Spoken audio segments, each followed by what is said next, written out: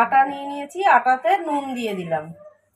আটাটা মেখে নেব, অল্প অল্প করে জল দিয়ে আটাটাকে ভালো করে মেখে নেব। আটাটা এমনি মেখে নিয়েছি, এবার অল্প সামান্য জল দিয়ে আটাটাকে ভালো করে একটু ঠেসে নেব।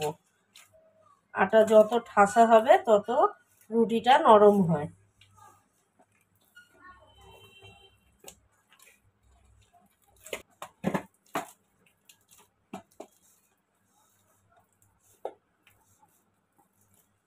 ভালো করে ঠেসে আটাটাকে মেখে নিয়েছি, এবার 10 মিনিট এটাকে ঢাকা দিয়ে রেখে দেবো।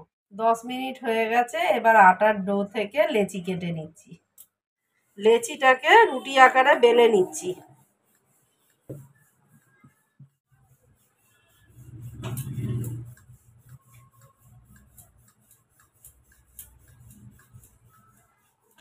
এবার রুটিটা দিয়ে সেঁকে নেব। 3টে রুটিকে ভালো করে সেঁকে নিলাম।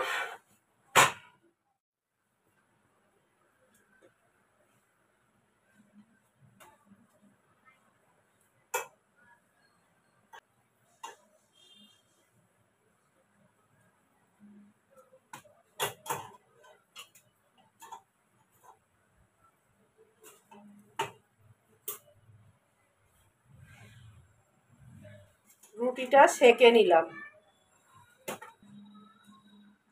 রুটি দিলাম, ঘুগনি দিলাম, ঝিঙে আলু পোস্ত দিলাম, আর 2টো চিকেন পকোড়া দিলাম। আজকের নৈশভোজ। নতুন বন্ধুদের সাবস্ক্রাইব করার জন্য অনুরোধ রইল।